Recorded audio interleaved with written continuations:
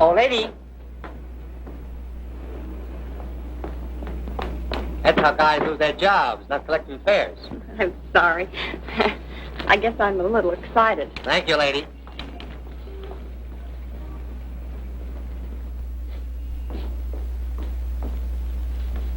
Good evening. Good evening. I'm Mrs. Stewart. Would you give me my husband's room number, please? Lieutenant Stewart. Lieutenant Stewart. Yes, he's arriving today. I wired for the reservation. Lieutenant and Mrs. Paul Stewart. You say you wired for a reservation? Yes, Mrs. Paul Stewart. I'm afraid there's been a slip-up. Apparently your wire wasn't received. But I sent it 3 days ago. I'm sorry, Mrs. Stewart. Unfortunately, there's nothing I can do for you. You mean I can't stay here? I wish I could help, but we're completely booked. But I've got to stay here. This is the only place we can find each other. I thought for 2 years he was dead, and now I don't know if he's been hurt or what. Please don't be upset, Mrs. Stewart. Perhaps I can arrange something. Has Mr. Walters checked in yet? No, sir, not until tomorrow. Fine, then we can give them 816C for the night. But you will have to leave by noon tomorrow. Yes, of course. Thank you very much. Not at all. Will you register, please?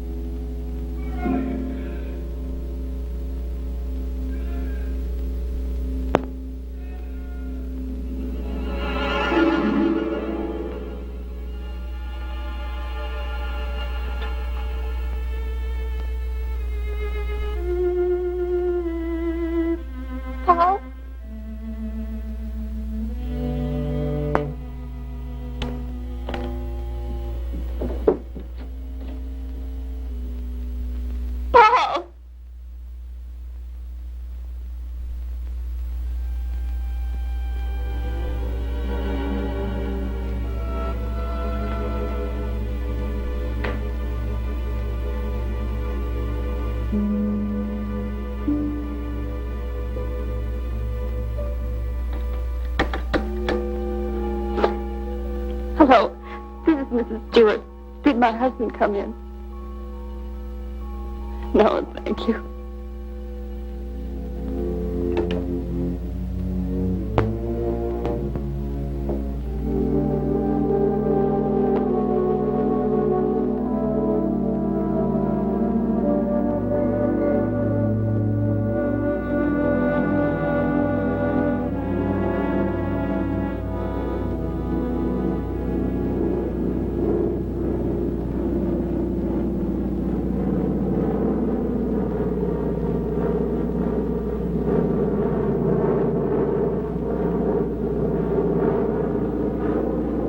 Followed me, Margaret. You've been spying.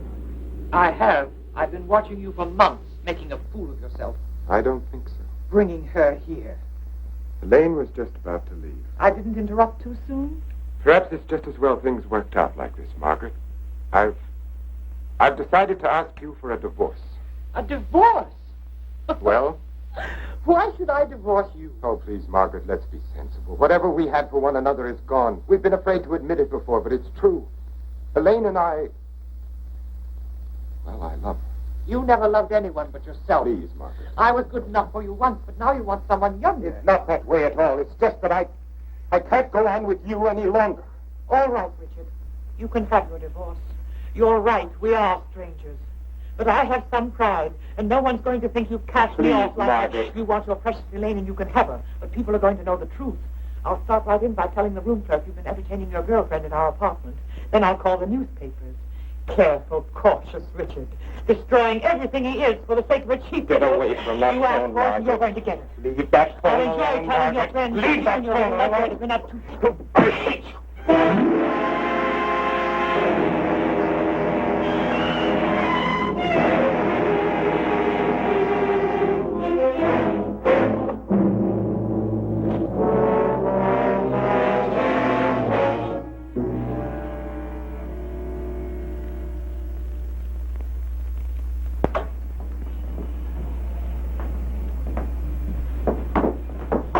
Good morning. Good morning, sir. I'm Lieutenant Stewart. Oh, yes, Lieutenant. We've been expecting you. Your wife's certainly going to be glad to see you, sir. Mr. Blake, this is Lieutenant Stewart. Mr. Blake's our manager. Lieutenant, you really had us worried. I'm glad you finally got here. For a while, I wasn't sure we'd make it. The weatherman threw the book at us. Well, you're in for a real welcome. 816C, boys. Oh, that's all right. I'd kind of like to surprise you. Very well, sir. Thanks.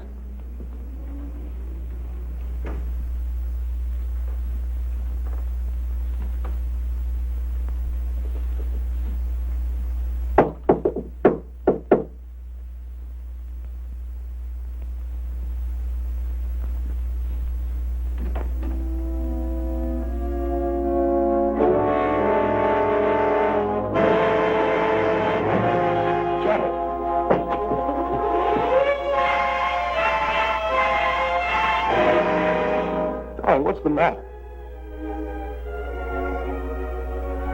Janet! Janet, it's me. It's Paul.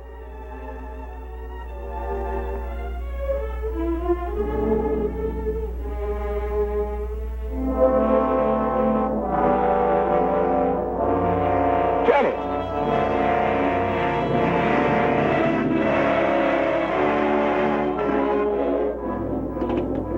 Hello? Hello, operator? This is Lieutenant Stewart calling. Can you send the house doctor to A16C right away? It's very urgent. Thanks.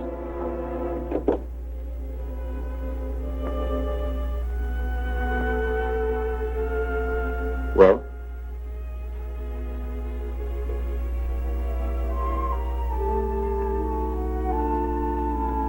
What is it?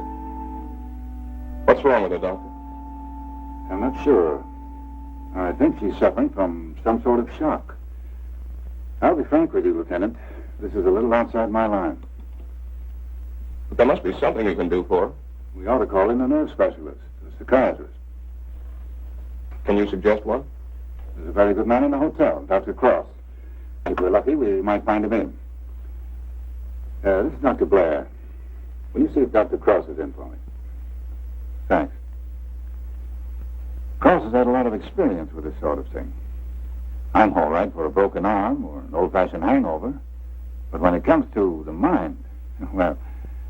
hello, Dr. Cross. This is Blair in the hotel. How are you? Say, I've run into something that's right up your alley. One of the guests here has had some sort of shock. No, I don't know what caused it. Oh, would you? Well, that's mighty nice of you. Thanks, Doctor.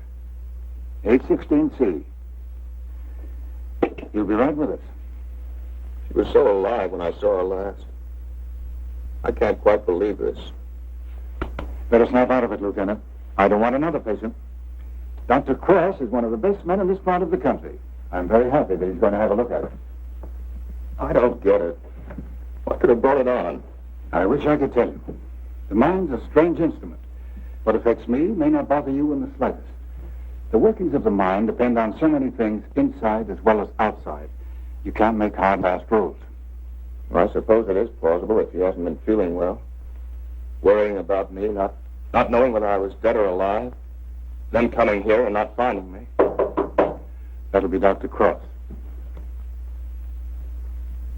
Good morning, Doctor. Good morning. I appreciate your promptness. Not at all. The sooner you get to a case of shock, the better. This is Lieutenant Stewart, Dr. Cross. How do you do, Lieutenant? Thanks for coming, Doctor. My wife is in the bedroom. She doesn't know me. She doesn't seem to know anything. Were you here when it happened? I just got in a few minutes ago. When I opened the door, she was sitting on the divan. Her eyes were wide open. She was staring at nothing. Did you notice anything peculiar about her actions when you saw her last? I've been a prisoner of war for 2 years. I've just come home. Oh, I see. She's had a rugged time, but all right. First thinking I was dead, then hearing from me. On top of all that, my plane was 12 hours late. Would you say that she was a nervous, imaginative girl? No, sir. I've known her all my life. We came from the same small town in Michigan. Went to school together. She's just a nice kid. What's wrong with her, Doctor? She's had a nervous collapse, went into shock. Where did you find her? In the living room. In the living room? You said she was sitting on the divan. Yes, right here. I see. What do you think it would have caused it, Doctor? Well, that's difficult to say.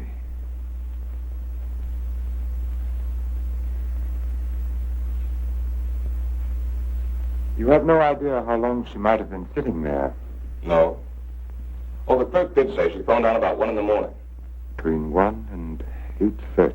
What difference does that make, Doctor? The important thing is what can you do for her? It's hard for a doctor to make promises. We can only do our best.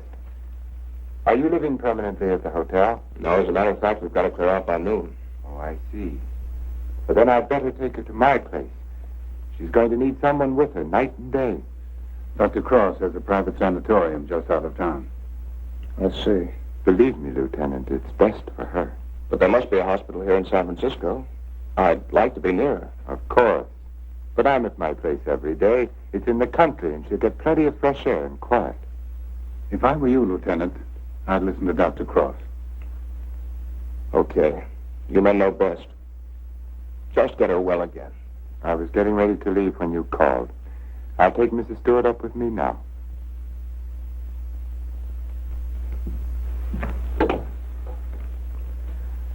Hello, this is Dr. Cross. Will you get my office, please? I'm going along with her, Doctor. I'd rather you waited, Lieutenant, until I've been able to give her a thorough examination. It's quite possible your presence may excite her and do her more harm than good. It's just that. It's been so long since I've seen her. Why don't you drive up with me tomorrow? Miss Jordan, will you call the hospital and tell Miss Hatfield to have a room ready for a new patient? We'll be there shortly. Yes, that's right. You pick us up at the hotel. Right. You'd better pack a bag for your wife, Lieutenant. Thanks, Doctor.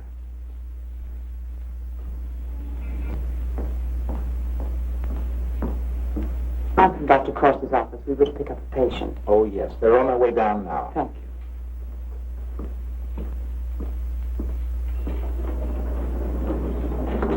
Your card's waiting, Doctor. Thank you. This is Miss Jordan from my office, Lieutenant Stewart. How do you do, Lieutenant? Mrs. Stewart has had a nervous collapse. What a shame. Don't you worry, Lieutenant. We'll soon have her well again. You'll call for me in the morning, right? Yes, I'll pick you up at 11:30.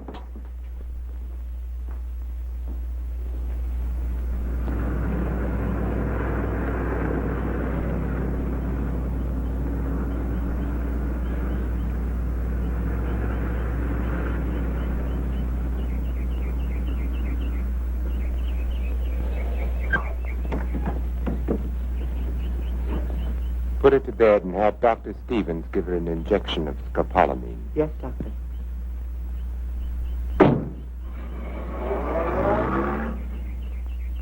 Hatfield, Good morning, Doctor. your patient is coming in at the ambulance entrance. You have a room ready? Yes, I have, sir. Thank you.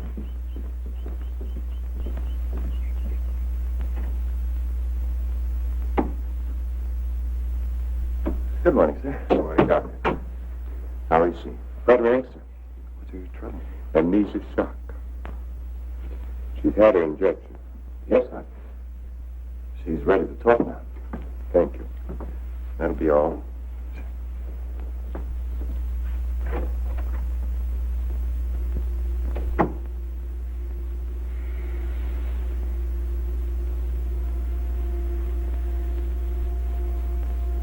I'm Dr. Cross, Mrs. Stewart. I'm your friend. I'm here to help you. I want you to think. You're going to remember things now. You went to meet your husband at the Belmont Arms. Do you remember that? You were worried about Paul. He didn't arrive on time. You were too nervous to sleep. Did you walk out on the balcony? Yes. I walked out on the balcony. See, you can remember. Now, what did you see from the balcony? They were quarreling. You heard them distinctly. I Did you hear them distinctly? He's trying to stop her. He's going to hit her. She's hitting her head. Killing her. Who's hurting the woman? That man. He's her husband. He's killing her.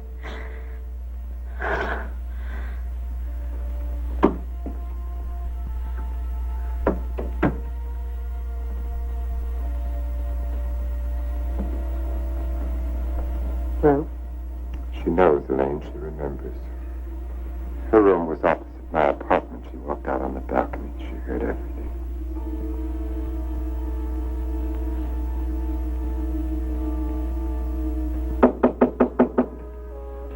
Yes? Can you come now, Doctor? They're having trouble with Mr. Edwards again. Yes.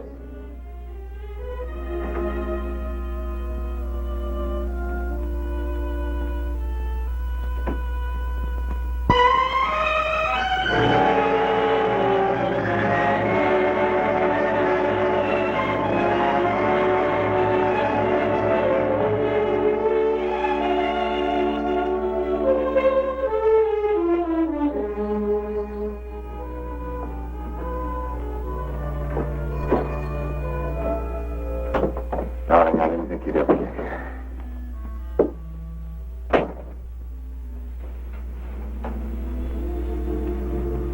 I love you.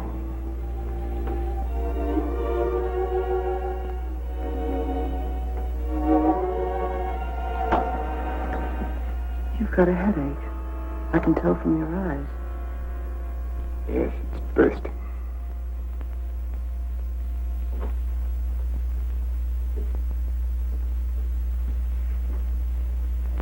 You did it? Yes. Yes, I did it. It was horrible, Elaine. I had the porter take the trunk down. I told the hotel manager I was joining my wife in Carmel for a few days to ship the trunk to my lodge. No one knew she was in town last night? No, she came up the back way. She wanted to surprise us, remember? You're not sorry. Are you? I wish I'd called the police. I lost my head. I didn't mean to kill her. There was no premeditation. But now I've concealed her body. I've shipped the trunk to my lodge. And you know as well as I do there's only one answer for that. I shouldn't have listened to you, Elaine. Think, darling. What would have happened if you'd called the police? Manslaughter means 20 years. What would that have done to you, to us? I don't know. Would you have wanted it that way? Now no one knows. We're safe. You're forgetting Janet Stewart, aren't you? She knows. What if she talks? I haven't forgotten her. She can't tell what she's seen as long as she's in this condition, can she? Shock will wear off in a couple of weeks at the most. It'll wear off if you let it, Dick. Elaine, I'm a Dutch. She'll talk only if you let her. You mean too much to me. It's the only way out, Dick. It's the one and only way out for us. I don't know, Elaine. I've got to think.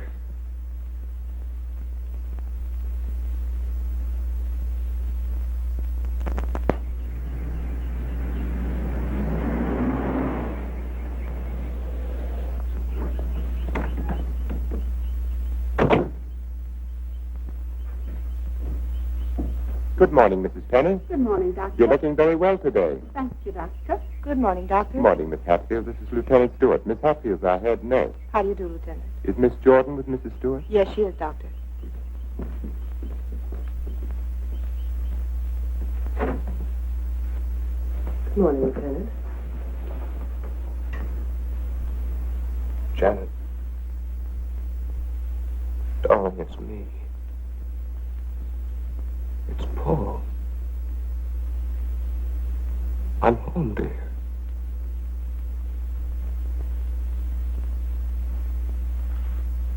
She's worse. Not really. She was restless, and we gave her a sedative. You've got to be patient, Lieutenant. It's going to take time. And you must try to stop thinking of your wife as she was. You see, when you were reported killed, she had a terrible time adjusting herself, but she did. Then when the news came that you were alive and on your way home, it was hard for her subconscious to accept that because the first adjustment had been so difficult. Then, of course, when your plane was late, she thought she'd been tricked, that you'd never sent that wire. Don't try and let me off easily, Doctor. Give it to me straight. Tell me, can you help her? That's a very difficult question to answer. Sit down, Lieutenant. The mind is a delicate, fragile thing. It's almost as intangible as faith. And that's what you're going to need. A lot of faith in yourself and in your wife and in me. Please don't think I haven't faith in you, Doctor, because I have.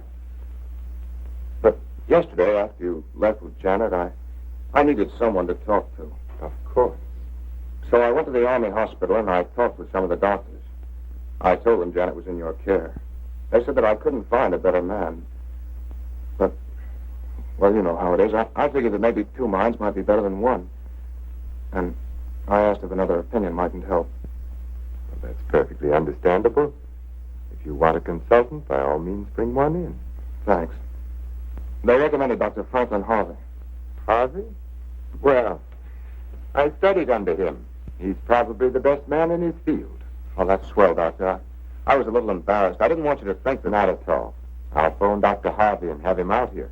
Good. Well, I might as well go back to town. If it's all right, I'll run out again tomorrow. For Mrs. Stewart's sake, I'm going to have to ask you to observe our regular visiting days, Sundays and Thursdays. I'll phone Dr. Harvey and try to have him out here Thursday so that you can talk with him then. Okay, we'll make it Thursday. Oh, I thought you'd like to know, Lieutenant. She's resting quite easily now. Thanks. Goodbye, Doctor. Miss Jordan. Goodbye.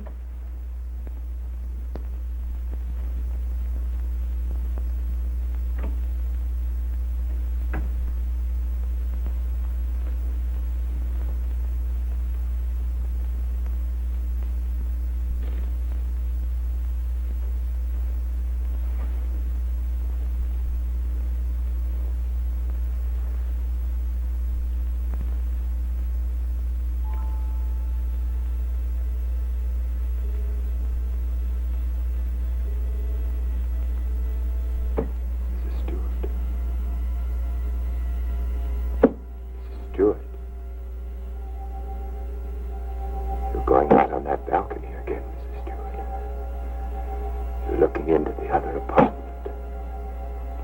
You're listening to the argument. Do you remember what happened to the woman?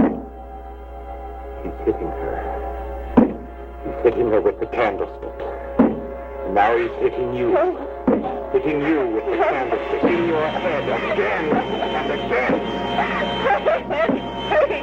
The candlestick hitting you. Soon you won't be able to remember anything. You can't hear the sound now. can't hear anything. You can't hear. You can't remember. You can't remember. You can't remember. Edward's condition is deteriorating rapidly. If this continues, we will have to take steps to put him in a more suitable institution. She's exhausted. You haven't got far to go. Lane, do you think you could manage it here alone for the weekend? Certainly, why? The trunk should be there tomorrow. I've been wondering. There are no servants at the lodge. What'll happen when the trunk is delivered and there's no one to receive it? Nothing. They'll just leave it on the back porch. When are you leaving? Tomorrow. Dr. Harvey's due here this afternoon. Harvey? Coming here for what? Stewart requested a consultation. You're not going to let him examine her. Of course. How would it have looked if I'd said no? But he might discover something. He has no reason to be suspicious. You can't risk it. I won't let you. I know what I'm doing, Elaine. Darling, you're not thinking clearly. I've never seen things so clearly before in my whole life.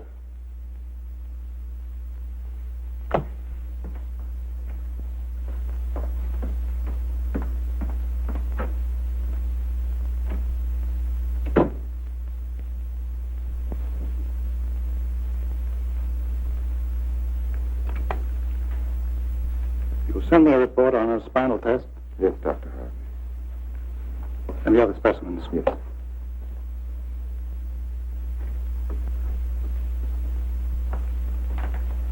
You know, Richard, I'm not sure I completely agree this was all brought on by her husband's late arrival. That was a contributing circumstance. I feel there may have been something else. Well, that's always possible, of course, sir. But I found no evidence of it. Just speculation. Will you have a cigar, sir? Yes, thank you. Let's continue the present treatment and see how she comes along. Yes. I notice, Richard, you've been giving her sedatives. Yes, I have. She's been pretty difficult at times.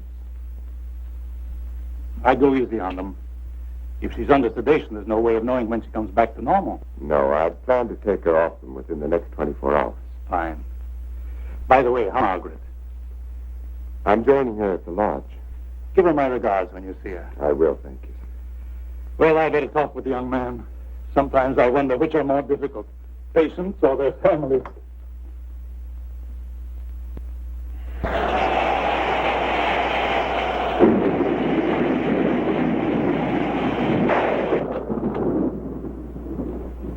Hi, beautiful.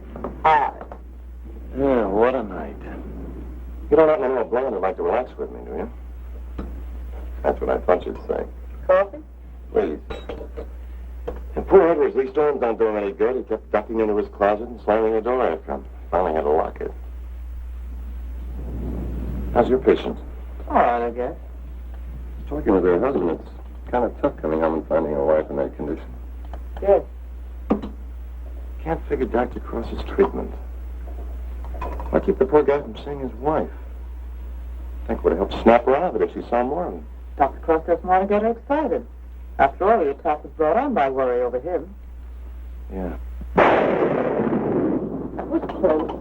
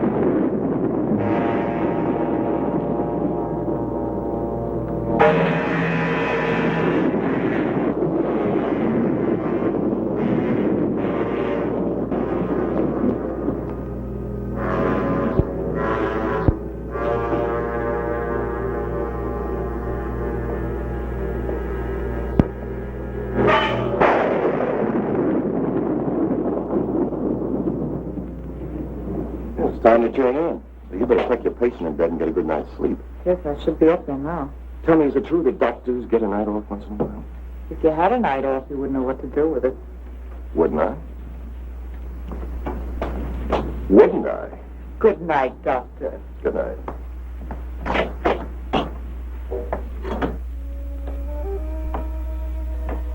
Well, another stormy weekend. It is my night off.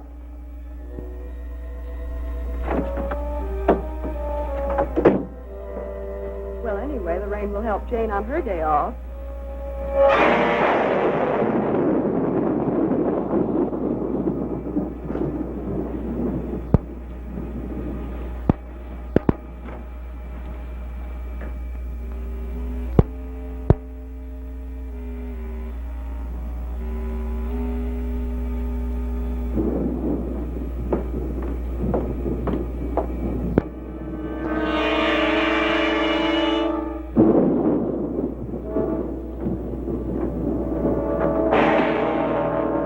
Who's there?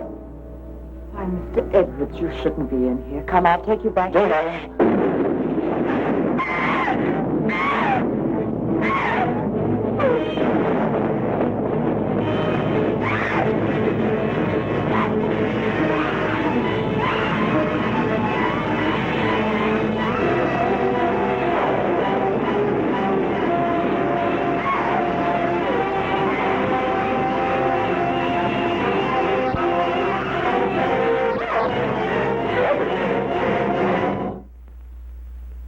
Don't be afraid. We won't let the storm hurt you. You're coming back to your room, aren't you, Mr. Edwards? Aren't you, Mr. Edwards?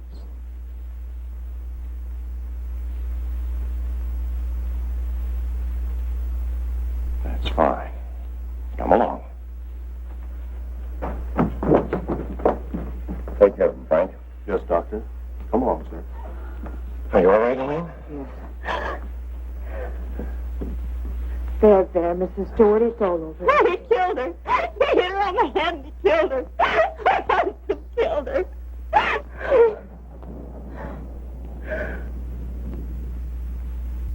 The winds became very violent last night. This morning we found that he had a key hidden away. I ordered the lock on his door to be changed. As for Mrs. Stewart, she's suffering from hallucinations. She keeps insisting that she witnessed a murder, which obviously... Come in? Oh, hello, Lieutenant. They told me I'd find you here. I hope I'm not interrupting. Not at all. It's kind of rough, isn't it? Yeah. She's out of her head. She's got a crazy idea she saw a murder. What am I going to do? You're going to sit tight. She's in good hands. So they keep telling me, but... Oh, she's getting worse. Now, I'm thinking of taking her back to San Francisco to a hospital there. I wouldn't do that if I were you, Lieutenant. Dr. Cross is tops, you know that. You brought Harvey in to consult. You can't do any better than that. But I can't just sit around and watch her get worse. I've got to do something. Lieutenant, I wouldn't try to kid you for the world. So far, we've tried to snap her out of it with quiet and rest and simple foods. There are a dozen other things we can do. Electric therapy, insulin shock. Insulin shock. They use that in the Army on guys who blow their tops. Sure they do, because it often helps. But you're not going to turn it down on that account, are you? No. Oh, relax. The setup here is perfect. Everybody's rooting for you. Now, just take it easy. You mean that? Okay. Say, put in a couple of extra legs, Doc. I'd kind of like to take her home soon. Okay, Lieutenant. We'll do everything we possibly can for her. Goodbye, Doc. Goodbye. Come on, take your car. Look at this. Mrs. Cross is dead. What? The body of Mrs. Margaret Cross, wife of the noted psychiatrist, has just been recovered from its resting place among the rocks at Point Lobos. Mrs. Cross has been missing since Friday night. Coroner Jess Haynes has pronounced the death accidental.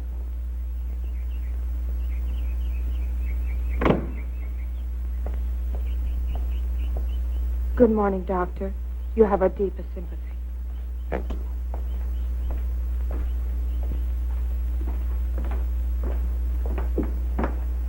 I'm terribly sorry, Doctor. Thank you. Would you come in, Miss Jordan? Yes, sir.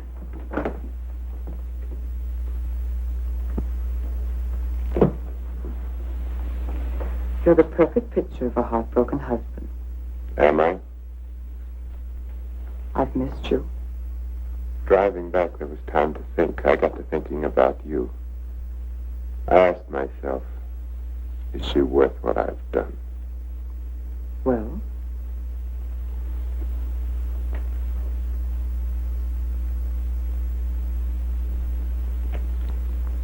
That was a very satisfactory answer. How did things go while I was away? Oh, darling, things are going so well I can hardly believe it. What do you mean? Mr. Edwards got out during the storm. He went into a room. What? He went after me. I struggled with him. She woke up and confused Mr. Edwards with you. She was thrown back into that night at the hotel. Oh, Elaine, that undoes everything I've tried to do. No, Stevens and Miss Hatfield heard her. They're convinced she's insane. Now, no matter what she says, they'll think she has hallucinations. I see. But you don't see, darling. Before you were trying to make her forget. Now she can talk her head off and no one will believe her. If we can encourage her to talk, convince her husband that she's insane, we can keep her here as long as it suits us. Then have her committed.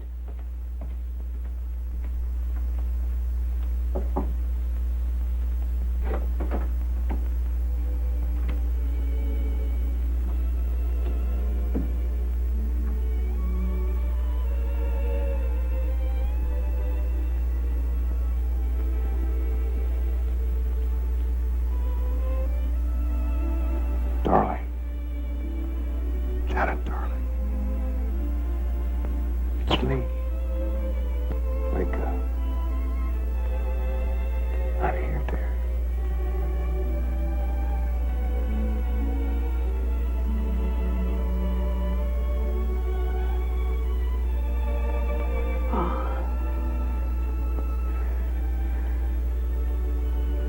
I've waited all night for you, darling. What took you so long? Don't worry, I'm with you now. We have to be out by morning, Paul. They won't let us stay. Lieutenant Stewart. You shouldn't be in here. Paul! It's him! Who is it, dear? Him! He killed her. He killed his wife. He picked something up, Paul, and he hit her with it. He was arguing with her. He killed her. I know, dear. You've upset her, Lieutenant. You shouldn't have come in here. Come outside with me. Give her a hypodermic, nurse. Don't leave me here. You'll kill me. Come back. What is it, Doctor? What's happened to her? Lieutenant, I'm going to be perfectly frank with you. What you've just heard is something I've been afraid of. There are times when patients emerging from amnesia suffer from delusions. It doesn't happen often. I'd hoped it wouldn't happen in her case, but you heard it yourself. But why? Well, that's hard to explain. But if you come with me, I think I might be able to clarify it for you.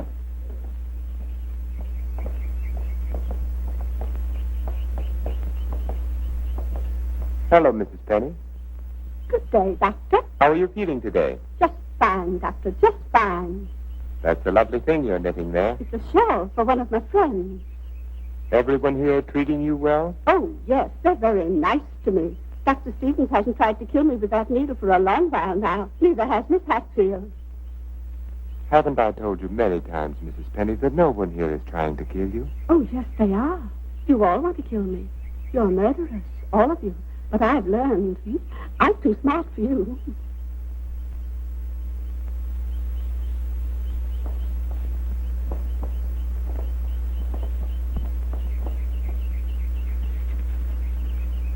What you've just heard, Lieutenant, for the second time, is the typical attitude of many of our patients towards the hospital staff. But that old lady, she seemed all right. Mrs. Penny is suffering from a paranoid form of dementia precox, characterized either by delusions of grandeur or delusions of persecution, or both. The patient, when confined to the hospital, almost invariably becomes convinced that the doctors and nurses who are treating him are really murderers intent on killing him. This delusion is quite common among mental cases in an institution of this sort. Are you trying to tell me my wife is out of her mind? No. Out of the mind denotes complete loss of reason. Mrs. Stewart hasn't reached that stage. But she's got the same crazy idea as the other patients. Right now, she's merely suffering delusions. However, I feel it's only fair to tell you, Lieutenant, that this condition can become worse. Our fight now is to prevent further deterioration of her mind. You've got to help her, Doctor. You've got to get her well again. I'll do everything I can. Believe me.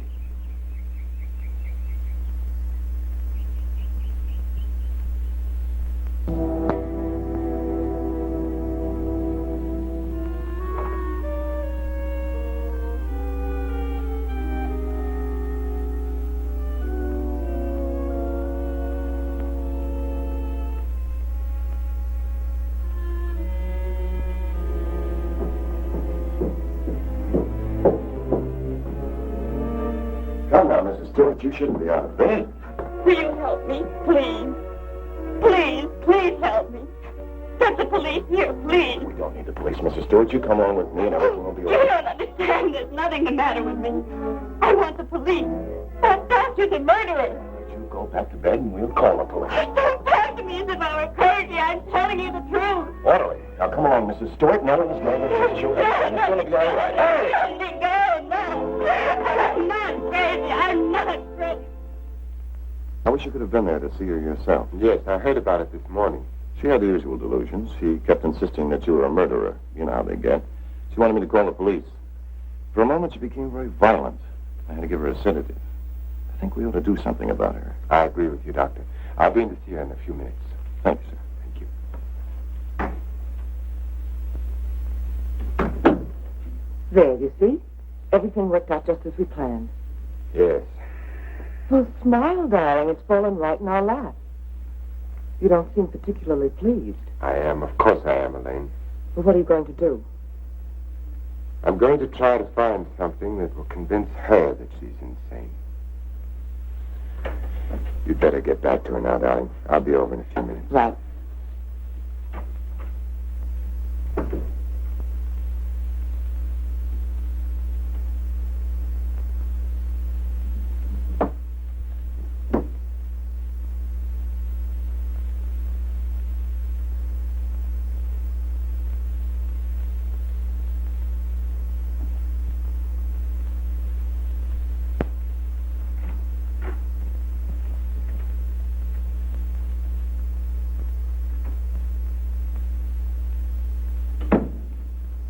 You feeling any better today? I'm all right. There's nothing the matter with me. Miss Jordan tells me that you're still talking about some woman I'm supposed to have killed. I've asked you to stop thinking about such things, Mrs. Stewart. But it was your own wife. If I can prove to you that you couldn't have seen me kill my wife, will you believe that this is a delusion you've been suffering from? You were arguing with her about a divorce.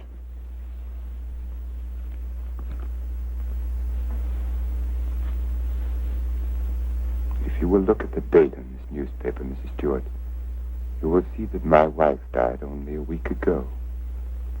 You've been a patient here for over 3 weeks now. 3 weeks? That's right. So you see, this has all been a very vivid dream. You must fight these dreams, Mrs. Stewart, or they're going to become worse, and we don't want that to happen.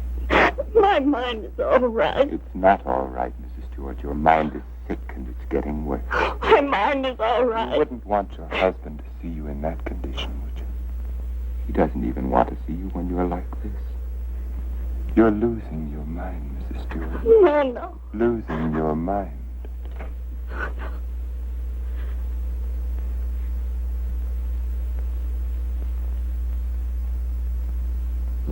Thank you, Miss Hatfield. Dr. Cross, Yes?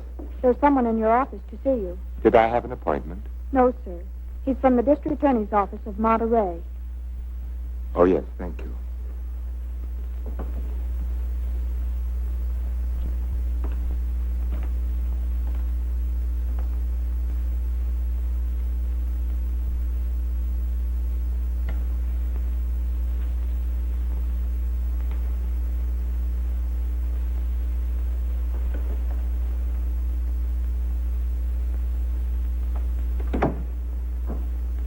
Dr. Cross? Yes? How are you? My name's O'Neill. I'm with the district attorney's office in Monterey County. Oh, yes. What can I do for you? It's in connection with your wife's death, Doctor. I thought the case had been closed. Something happened this week that made us consider the possibility that your wife didn't fall into that chasm by accident. I don't understand. A couple of days ago, someone broke into Harwood Lodge, beat Mrs. Harwood into unconsciousness, and made off with her valuables. We caught the thief day before yesterday.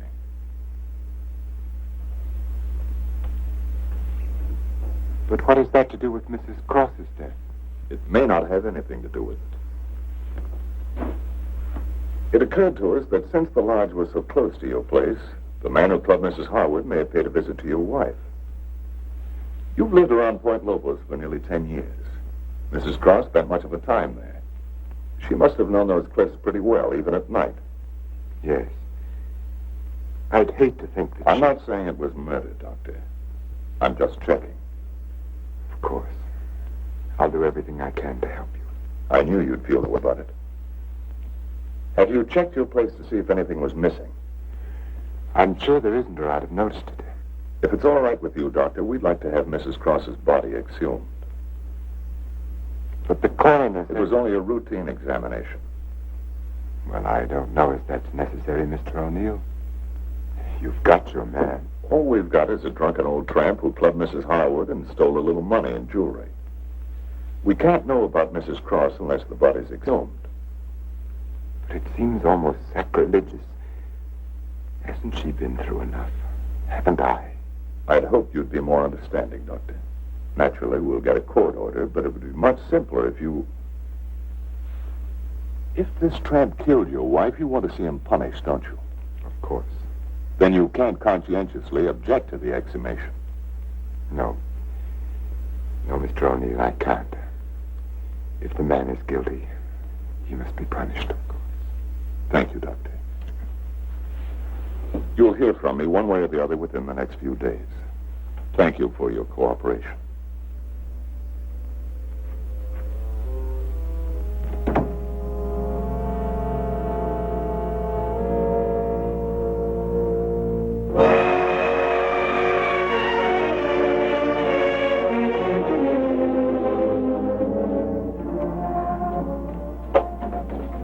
Darling, I've been so worried I didn't know what had happened to you.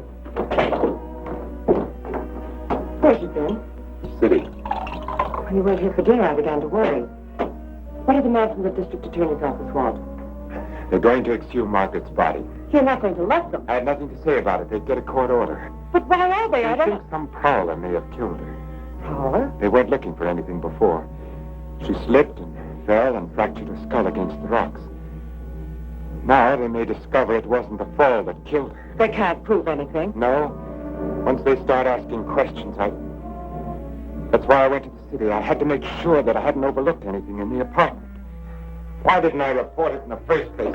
Why did I let you talk me into it? If it weren't for that Stewart girl, if they start asking questions and find her... Maybe they won't find her. We've taken care of everything else so far. If we have to, we'll take care of her, too. And you're not helping matters acting this way.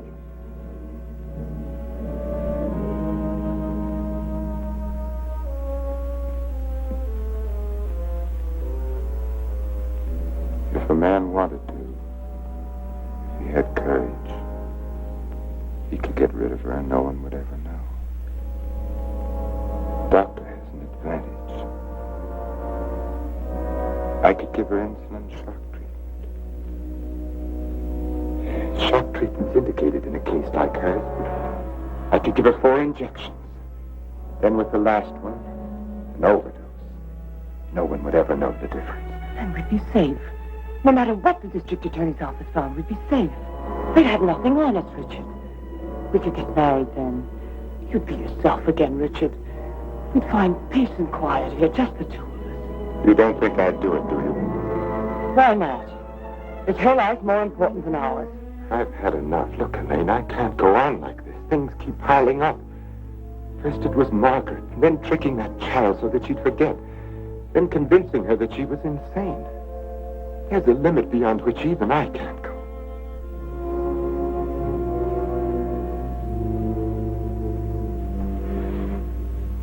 Richard, remember the first night I came here? Remember?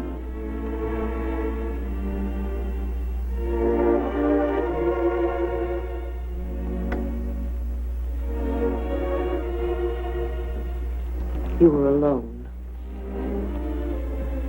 You were sitting here in front of the fireplace with a sick headache. The lights were out. You didn't hear me when I knocked, and I opened the door and you said, "Oh, it's you, Miss Jordan." You called me Miss Jordan then, remember? I told you I had to see you about Mrs. Penny's prescription. You talked to me and you saw that I was tired and you asked me if I wouldn't have a drink. I hesitated and you said, "I won't bite your head off, Miss Jordan." We had a drink. Remember? You sat here for a long time and then suddenly you laughed and you said your headache was gone. And you asked me about my family and I told you. And we both laughed. Remember?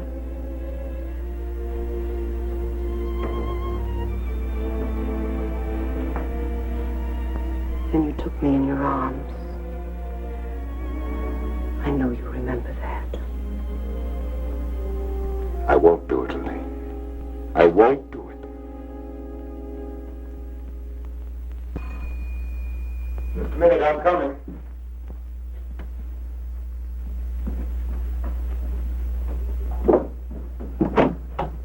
Hello, Doctor. Come in. I hope you hadn't gone to bed. No. They told me at the hospital I'd find you here.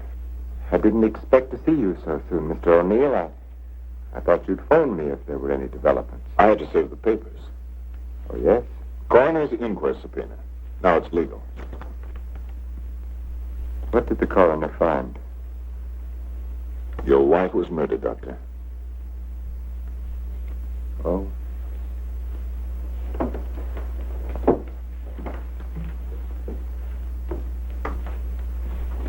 Are you sure? Yes, sir.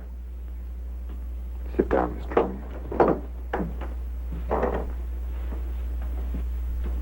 She was beaten over the head, suffered an explosive fracture. Death was practically instantaneous. This prowler you told me about, you think he did it? Seems so. He clubbed Mrs. Harwood. Your wife went out the same way. A pattern. Killers usually follow a pattern. You don't know how she was killed. I mean, the weapon? She was struck with a candlestick. A candlestick? Are you sure? A heavy silver one. How can you know? Microscope. There were particles of silver in the wound. They told us it was a silver object. There were bits of wax mixed in with the silver. They told us it was a candlestick. Must have been a heavy candlestick to have done the damage.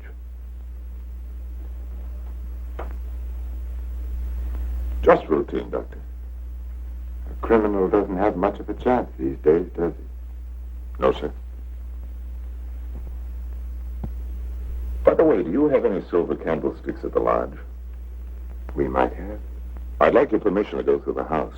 The murderer may have left the candlestick behind, in which case we'll get fingerprints.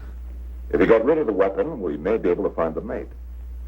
Then we'll know what to look for. Of course, go right ahead. Thanks. Now, if we can find the candlestick, our troubles are over.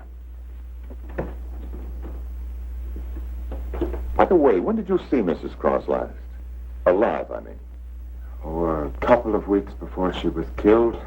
Why? Can you place it a little more definitely? I think so. Things had been piling up around here, and I needed a change. So I drove down to Point Lobos on a Friday night. Anyone see you? I don't think so. Why? We're trying to fix the exact time of her death. Well, I'm not sure anyone saw me. I drove down there on Friday night, left there around 9:30 Saturday night. Well, it's not too important. Naturally, I want to do everything I can to help you, Mr. O'Neill. If I think of anything, I'll get in touch with you. Thanks. Sorry to bother you so late. That's all right. See you at the inquest. Good night, Doctor. Good night.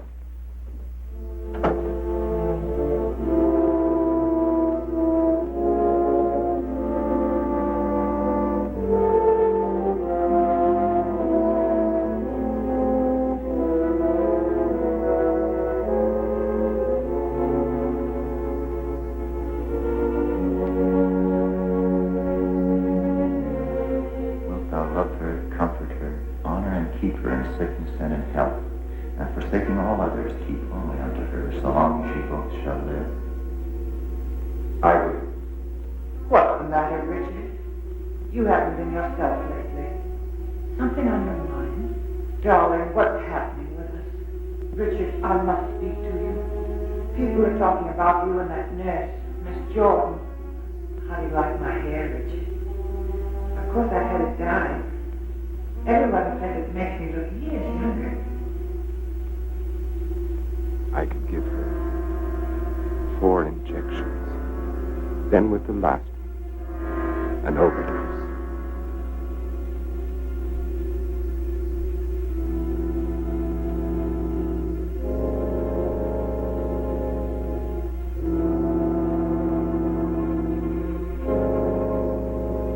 Then we'd be safe. No matter what the district attorney's office found, we'd be safe.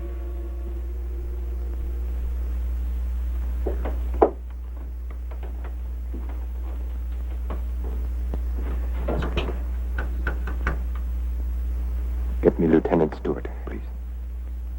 Consists of a series of shocks brought on by injections of insulin.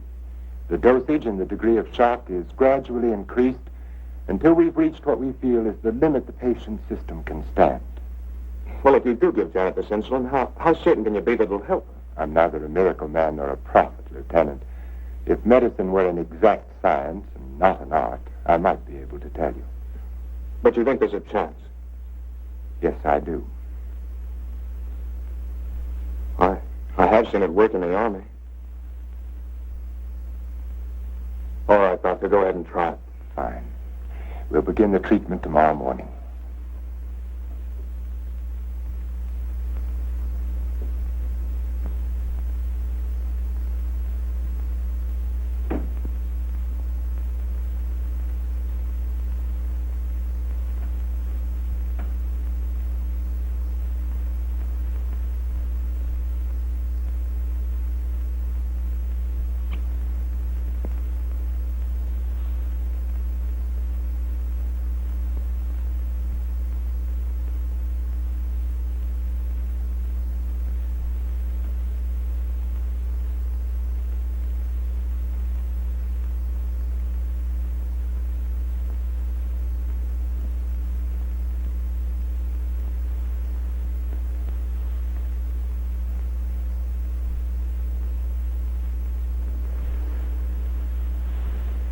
Give her about an hour and a half.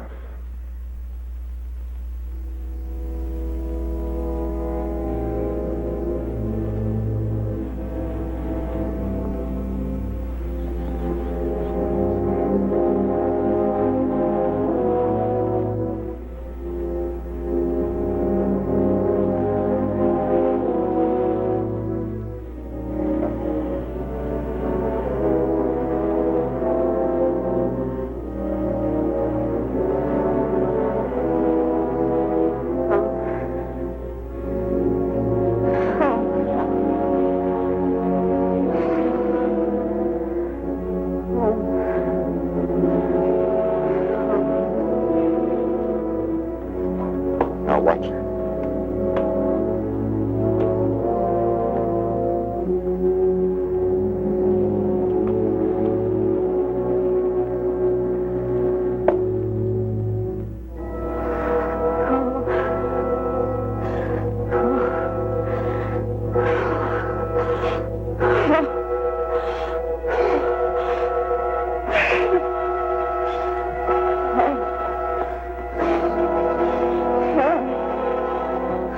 Dexter's will bring her out now.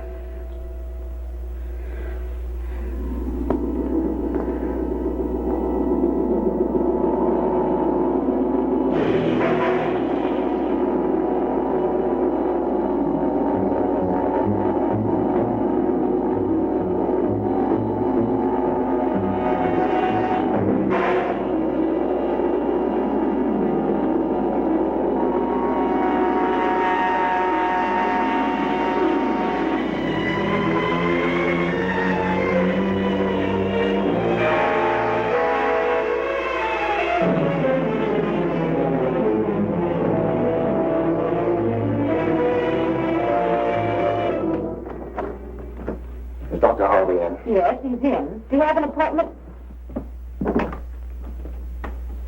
I'll be glad to consult with you, Doctor. I'm sorry to break in this way. My secretary will make the appointment. I had to see you, Doctor. It's about my wife. She's been getting insulin shot treatments. Now, just a moment, young man. Oh, it's Lieutenant Stewart. Well, we've had some wonderful results with insulin. But after 3 treatments, she still insists she saw Dr. Cross murder his wife with a candlestick. Murder his wife? Yes, and she says he's trying to kill her now. Well, that's a very common delusion. Mrs. Cross is dead, and Dr. Cross did live in our hotel, You and the Crosses were in the same hotel? the Belmont Arms. I see.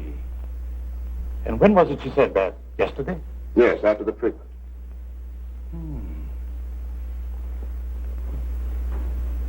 You realize it's hard to make generalizations. But as a rule, the patient is completely normal immediately after insulin shock. They may relapse into their hallucination after this lucid period. But for that moment, no matter how bad the case, the patient speaks the truth. You're telling me in your own way that Janet's normal. That she's got something on Cross, and he's pretending she's crazy to save his own neck. I'm not saying quite that, but, Will you read this, Doctor?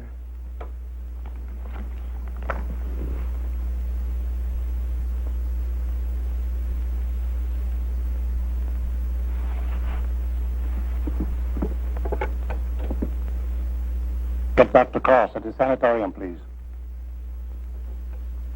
It seems inconceivable. Hello, Dr. Cross. I'm sorry, Dr. Harvey. Dr. Cross is with Mrs. Stewart. No, sir, this is Dr. Stevens' day off. I see. Thank you. Well, Lieutenant, I think a trip is in order.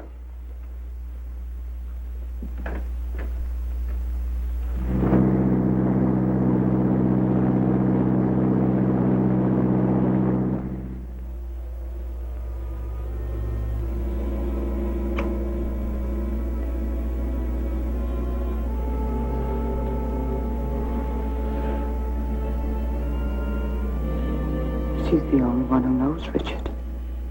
No matter what O'Neill says or anyone else, if she's out of the way, we've nothing to worry about.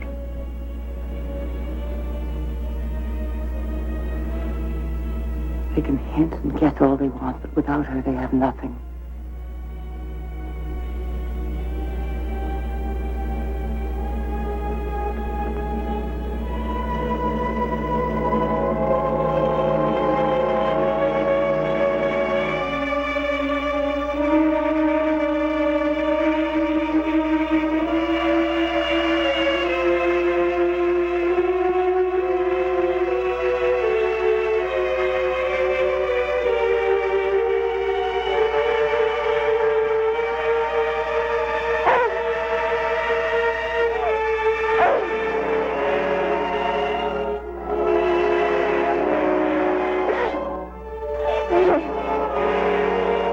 Can't do it, Lane. Dexter, I've got to bring her out. No. No, you can't. Dick, you can't. Dexter, Lane, I've got to save her. I've got You to. can't. I won't let you. We've got to go through with it. You understand? I can't go through it. Well, after all, it's no one knows. Lane. Richard, listen to me. Let go of her. Richard, I love you. Richard!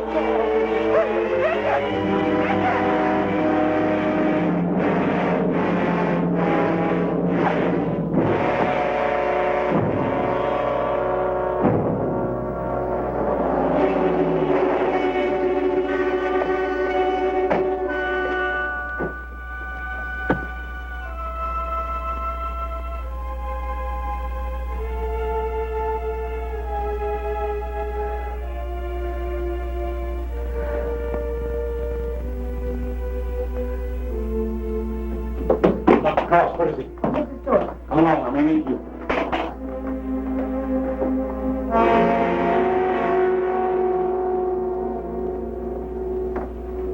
Adrenaline, quickly.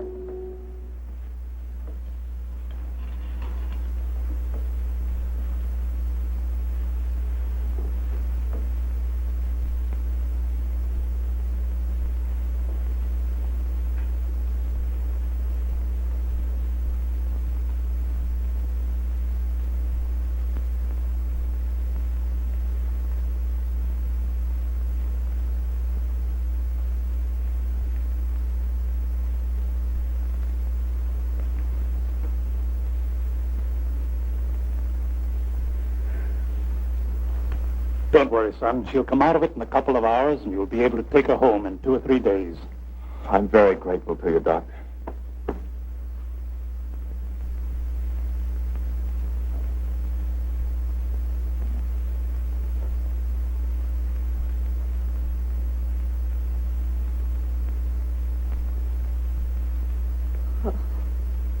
Oh, Janet, darling. September 13th. In the case of Janet Stewart. I gave her insulin shock again today, for the 4th time.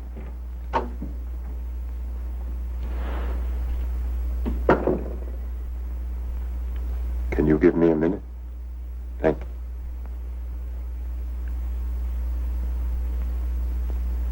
Dr. Harvey completed the treatment successfully, and the case is closed.